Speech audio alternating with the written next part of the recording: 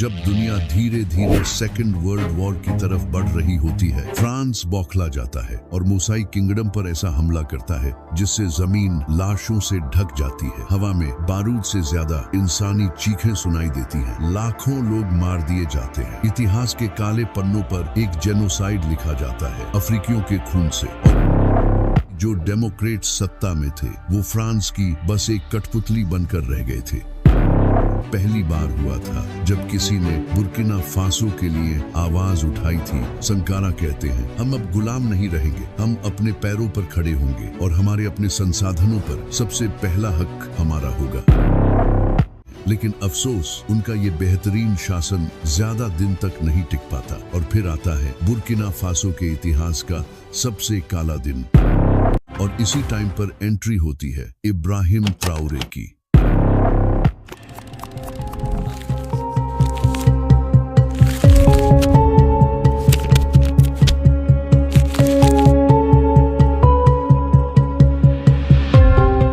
जब दुनिया धीरे धीरे सेकेंड वर्ल्ड वॉर की तरफ बढ़ रही होती है और उस टाइम पर मोस्टली 3 एम्पायर ही थे जो दुनिया को रूल कर रहे होते हैं, जिसमें भारत, कनाडा, ऑस्ट्रेलिया, न्यूजीलैंड और कई अफ्रीकी और एशियाई क्षेत्र शामिल थे, जिस पर ब्रिटिशर्स रूल कर रहे होते हैं। और कुछ अफ्रीकन कंट्रीज जिसमें बुर्किना फासो आता है, उसको कंट्रोल कर रहा होता है फ्रांस। और धीरे धीरे टाइम बीतता है और वर्ल्ड वॉर 2 देखने को मिलती है।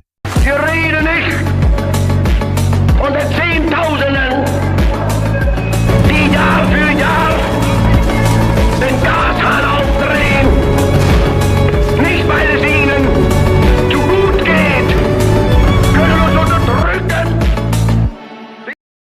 और एंड में सारी कंट्रीज को इंडिपेंडेंस मिलती है। पर बुर्किना फासो और बहुत सी अफ्रीकन कंट्रीज के साथ ऐसा हुआ ही नहीं। इन्हें ऊपरी तौर पर तो इंडिपेंडेंट मिल जाती है, बट इंटरनली इन्हें आज तक फ्रांस ही कंट्रोल करता आ रहा है। और ऐसा इसलिए होता है क्योंकि जब सेकेंड वर्ल्ड वॉर खत्म हुई तब फ्रांस इन्हें इंडिपेंडेंस तो देता है, पर काफी सारी शर्तों के साथ, जिसमें सबसे पहले वो इनके साथ मिलिट्री एग्रीमेंट करता है, जिसमें किसी भी देश से फ्रांस के जो मिलिट्री बेसिस हैं उनको हटाया नहीं जाएगा। इवन जो उनकी आर्मी होगी उनको भी फ्रांस ही ट्रेन करेगा। और दूसरा, वो इन देशों के लिए न्यू करेंसी इंट्रोड्यूस करता है, CFA फ्रैंक, मतलब ऐसी करेंसी जो यूज तो अफ्रीकन कंट्रीज में होती है बट कंट्रोल फ्रांस करता है। और यही रीजन है कि दुनिया का हाईएस्ट गोल्ड रिजर्व होने के बावजूद भी बुर्किना फासो आज भी दुनिया की सबसे गरीब कंट्रीज में देखने को मिलता है, क्योंकि ये वहां रहने वाले लोगों के लिए ऐसा ही है जैसे वो एक ऐसी गाड़ी में बैठे हों जिसका कंट्रोल उनके हाथ में है ही नहीं। उनकी मंजिल वही होगी जहां उस गाड़ी को कंट्रोल करने वाला ले जाना चाहेगा। हालात इतने ज्यादा बेकार हो चुके हैं कि एक आम आदमी सारा दिन काम करने के बाद भी सिर्फ 100 से 150 रुपए ही कमा पाता है। और 1960 से लेकर अब तक 8 बार तखरता पलट हो चुका है। हर बार कोई नया लीडर आता है और जनता सोचती है इस बार कुछ नया होगा, इस बार हमारे हालात सुधरेंगे, पर ऐसा कुछ भी नहीं होता। और इसी टाइम पर एंट्री होती है इब्राहिम ट्राओरे की, जो बुर्किना फासो के लिए एक गेम चेंजर साबित होते हैं। तो इब्राहिम ट्राओरे की कहानी को सही से जानने के लिए हमें इससे पहले की टाइमलाइन को देखना होगा। अफ्रीकियों पर यह जुल्म कोई नया नहीं है, यह उन पर हजारों सालों से होता आ रहा है। आपको तो पता ही होगा कि बिलाल ए हबशी को सिर्फ इस बात के लिए गर्म पत्थरों पर नंगा लिटा दिया जाता और तब तक कोड़े मारे जाते जब तक कि वह कोड़ा खून से सुर्ख नहीं हो जाता। और उनकी गलती सिर्फ इतनी थी कि उन्होंने इस्लाम को अपना लिया था। और यह कहानी शुरू होती है कॉलोनियल एरा के साथ। साल था 1884। जगह जर्मनी की राजधानी बर्लिन। दुनिया की सबसे बड़ी साजिश की नींव रखी जा रही थी। एक ऐसी साजिश जिसमें किसी देश को युद्ध से नहीं बल्कि कलम और नक्शों से बर्बाद कर दिया गया। यूरोप के साथ बड़ी साम्राज्यवादी ताकतें Britain, France, Germany, Belgium, Italy, Spain और पुर्तगाल एक बड़ी टेबल के चारों ओर बैठी और उन्होंने एक ऐसा फैसला लिया जो आज भी 56 टुकड़ों में बंटे अफ्रीका की चीख बनकर गूंजता है। जिस अफ्रीका की जमीन पर हजारों साल पुरानी सभ्यताएं बसी थी, जहां जनजातियां, कबीले, परंपराएं और भाषाएं फल फूल रही थी, उसे एक कॉन्फ्रेंस रूम में बैठकर रेखाओं में बांट दिया गया। और इसके बाद बुर्किना फासो, जिसे उस समय अपर वोल्टा कहा जाता था। अब वो फ्रांस के कंट्रोल में आ जाता है, लेकिन जब फ्रांस वहां अपनी आर्मी लेकर पहुंचता है तब वहां के जो राजा मोगो नाबा वोग्गो उनका ऑर्डर मानने से इनकार कर देते हैं और फ्रांस के खिलाफ जंग का ऐलान कर देते हैं। ये बगावत फ्रांस को अंदर तक हिला देती है। फ्रांस बौखला जाता है और मोसाई किंगडम पर ऐसा हमला करता है जिससे जमीन लाशों से ढक जाती है। हवा में बारूद से ज्यादा इंसानी चीखें सुनाई देती हैं। लाखों लोग मार दिए जाते हैं। इतिहास के काले पन्नों पर एक जेनोसाइड लिखा जाता है अफ्रीकियों के खून से, और पूरी तरह कब्जा करने के बाद फ्रांस इस जगह का नाम रखता है अपर वोल्टा। और इसके बाद फ्रांस यहाँ लगभग 1960 तक शासन करता है। अपर वोल्टा को बुरी तरह से लूटा जाता है और फ्रांस यहाँ के लोगों को किसी स्लेव की तरह यूज करता है। यहाँ के लोगों से खेतों में जबरदस्ती काम करवाया जाता है, माइनिंग करवाई जाती है और इसके बदले में मिलता है सिर्फ 2 टाइम का खाना और एक्स्ट्रा फूड के रूप में लंग कैंसर। और यहाँ से भी जो लोग बच जाते उन्हें वर्ल्ड वॉर 2 में फेंक दिया जाता बुरी तरह मरने के लिए। और फाइनली वर्ल्ड वॉर 2 खत्म होती है जिसमें फ्रांस काफी हद तक कमजोर हो जाता है और इसी टाइम पर पूरे देश में इतिहास का सबसे बड़ा प्रोटेस्ट शुरू होता है। एक ऐसा संघर्ष जो सिर्फ आजादी के लिए नहीं था बल्कि आत्मसम्मान के लिए था। और फिर आता है सन 1950 जब फाइनली इंडिपेंडेंस ऑफ अपर वोल्टा घोषित किया जाता है और मोरिस यामेओगो देश के पहले राष्ट्रपति बनते हैं। जनता को लगता है अब हालात सुधरेंगे, अब डेमोक्रेसी आएगी, विकास होगा। लेकिन अफसोस ऐसा कुछ भी नहीं होता, क्योंकि जो डेमोक्रेट सत्ता में थे वो फ्रांस की बस एक कठपुतली बनकर रह गए थे।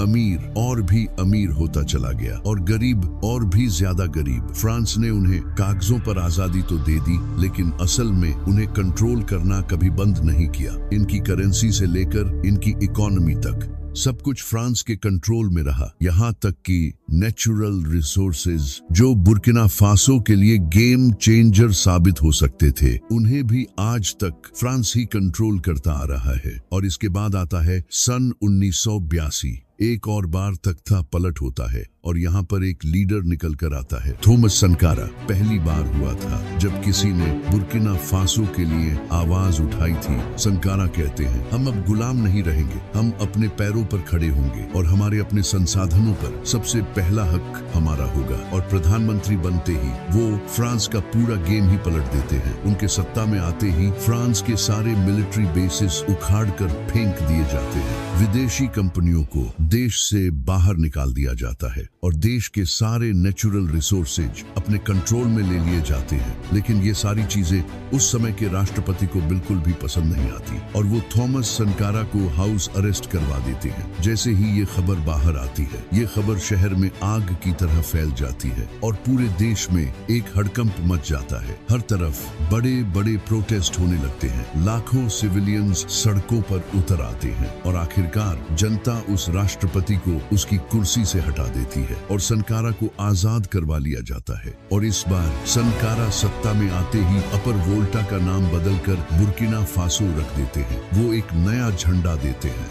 एक नया एंथम, एक नई पहचान। वो हॉस्पिटैलिटी को मजबूत करते हैं और जिस देश की लिटरेसी रेट सिर्फ 13% थी, उसे बढ़ाकर 76% तक ले जाते हैं। लेकिन अफसोस, उनका ये बेहतरीन शासन ज्यादा दिन तक नहीं टिक पाता। और फिर आता है बुर्किना फासो के इतिहास का सबसे काला दिन, 15 अक्टूबर 1987। उस दिन दोपहर करीब 12 बजे संकारा अपने साथियों के साथ एक मीटिंग के लिए जाते हैं और जैसे ही वो मीटिंग हॉल में कदम रखते हैं, उनके शरीर में एक साथ 12 गोलियां दाग दी जाती हैं। और वहीं उसी वक्त थॉमस संकारा की मौत हो जाती है। उसके ठीक 1 साल बाद बुर्किना फासो के कैरा गांव के एक छोटे से घर में एक बच्चा जन्म लेता है जिसका नाम रखा जाता है इब्राहिम।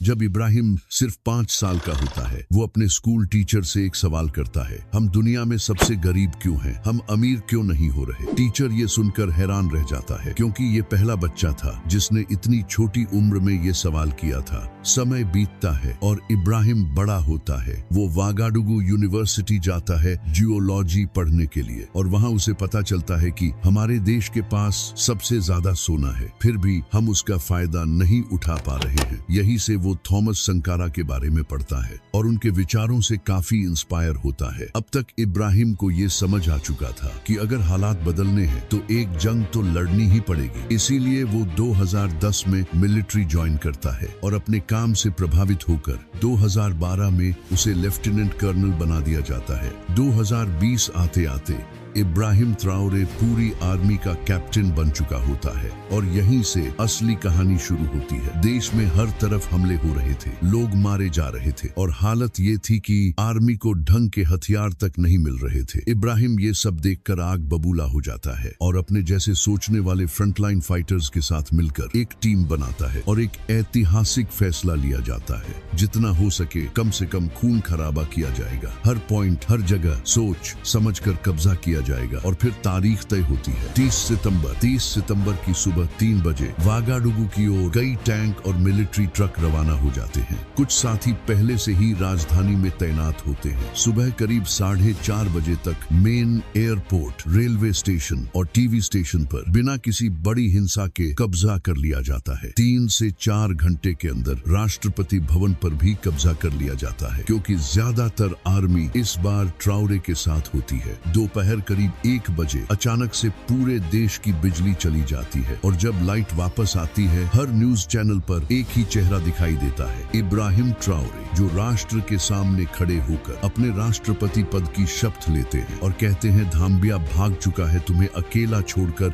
वो एक बुज़दिल था जो इतने सालों तक फ्रांस के तलबे चाटता रहा। अगर हमारी जमीन पर हक किसी को है तो वो हम हैं, ना कि पेरिस में बैठे वो लोग जिन्होंने सदियों तक हमारे जख्मों को नजरअंदाज किया है। इब्राहिम ट्राओरे के सत्ता में आते ही ऐसा लगता है मानो जैसे थॉमस संकारा का रीबर्थ हो गया हो। जब सऊदी अरेबिया उन्हें 200 करोड़ रुपए का ऑफर देता है बुर्किना फासो में एक शानदार मस्जिद बनाने के लिए, तब वो इस ऑफर को ठुकरा देते हैं और एक ऐतिहासिक जवाब देते हुए वो कहते हैं ये सारी जमीन अल्लाह की है, इस पर नमाज कहीं भी पढ़ी जा सकती है, लेकिन आज हमें मस्जिदों की नहीं, हमें अस्पतालों की जरूरत है, हमें स्कूलों की जरूरत है, हमें ऐसी सड़कों की जरूरत है जो बच्चों को उनके भविष्य तक पहुंचा सके और जरूरत है हमें एक मजबूत इकोनॉमी की जो इस वक्त मेरे देश के लोगों के लिए सबसे अहम है। अगर मैंने इन लोगों का हक मारा तो कल कयामत के दिन अल्लाह के सामने मैं क्या जवाब दूंगा। वो कहते हैं मैं एक सुन्नी मुसलमान हूँ, मैंने इस्लाम को किताबों से सीखा है, ना कि उन लोगों से जो मजहब के नाम पर नफरत बेचते हैं। इस्लाम मोहब्बत है, ना कि बंदूक की ट्रिगर, और इसलिए मेरा सबसे पहला काम है आतंकवाद को जड़ से मिटाना और फिर सत्ता में आने के 1-2 सालों के भीतर ही आतंकवादी संगठनों पर बड़ा क्रैकडाउन देखने को मिलता है। फ्रांस के सारे मिलिट्री बेसिस बुर्किना फासो से बाहर निकाल दिए जाते हैं और 2025 तक आते आते वो सभी फ्रांसीसी कंपनियां जो सालों से यहाँ माइनिंग कर रही थी उन सभी से कॉन्ट्रैक्ट तोड़ दिए जाते हैं और उन्हें उनके देश वापस भेज दिया जाता है। आज के समय में बुर्किना फासो के पास अपना खुद का गोल्ड रिजर्व मौजूद है जो कभी सिर्फ सपनों में हुआ करता था। And now you decide, is Ibrahim Traore a dictator?